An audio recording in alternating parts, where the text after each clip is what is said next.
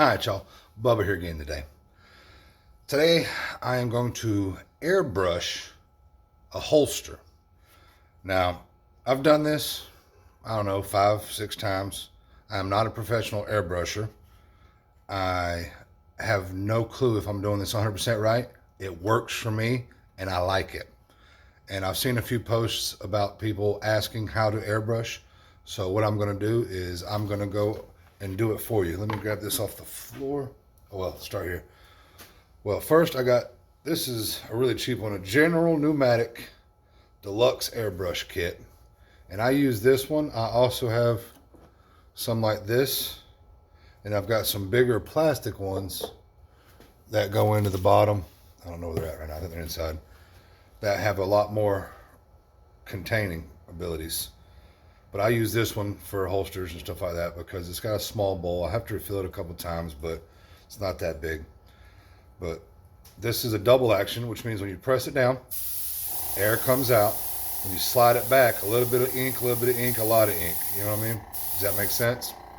And I'm sorry if my compressor's kind of loud down there. I don't know if y'all can hear it or not. But I got me a little central pneumatic air compressor, and I'm running it at 30 PSI. Now, how this sprays, a lot of it will be determined by your PSI. If you think it's not doing right, it's looking funny, you don't like it, lower or raise your PSIs. So, that's about the basics to it. Get you a decent set. I've got an Iwata set airbrush over here, but that's for the daughter, for her projects. And I'm going to go ahead and put some in this, and I'm going to show you how I do it. Now, the benefits to this is you usually end up with a lot less used of your dye. You don't use as much. Another benefit is it's dang near completely dry when you're done, so you can continue to work or do whatever you want to do. You can control your color a lot better. It might not be as dark, but you can just do more coats. So I always kind of do the inside first. See nothing? Slide back a little bit, boom, you get some color. So I always do the inside first, working in small circles or lines. It's not as important. The longer you stay in one spot, the more dye you're going to have right there. And on this airbrush, the further back you pull, the more dye you're going to get.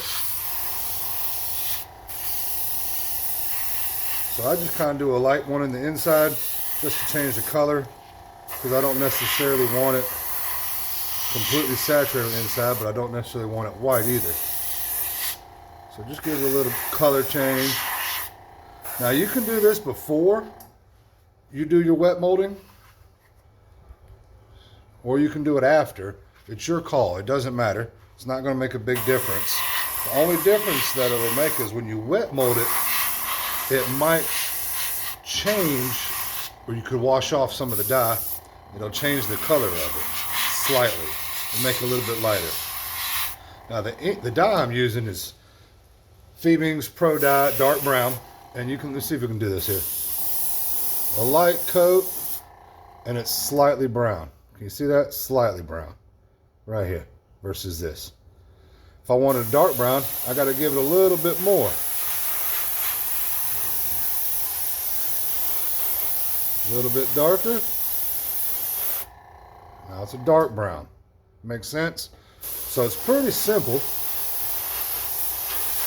And a lot of it's just up to your artistic talents or your brain. Because sometimes what I'll do on these is I'll make it darker over here, or I'll put some darkers in the grooves and a little bit lighter here, or vice versa, however I feel like doing it. With the airbrush, I can play with my shades of brown on here. With my daubers or dip dyeing, you can't do that.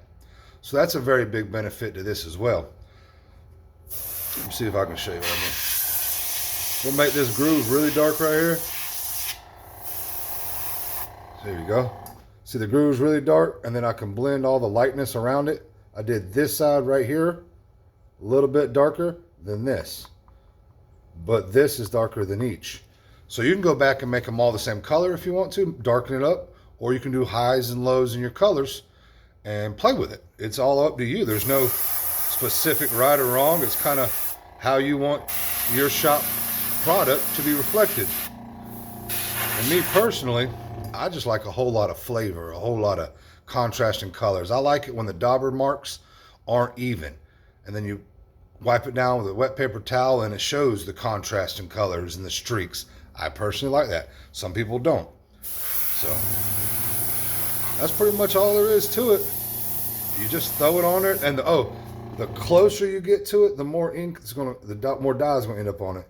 You stay further back, you're gonna kind of like spray coat it, a lot of it at one time, but it's gonna be a lot lighter. Does that make sense? See, that was real far back, but that's pretty much all there is to it. When you get done with these, you want to make sure you clean them very well with some good cleaner. I also use alcohol, and then every now and then you might want to replace your O-rings, buy your rebuild kit, but I've had this one for a while and I haven't had to do that yet. So that's the basics to it. Make sure your PSI is where you want it. Mine's at like 30. Get you a decent air sprayer and then go play with it. See how you like it. So that's about all I got to say about that. All right, y'all. Appreciate y'all checking in. If you got any questions or comments, leave them below, and some criticisms or whatever to help me do this a lot better. That's cool too. I appreciate y'all. God bless and have a wonderful day. And we'll see you next time. All right, y'all. Bye now.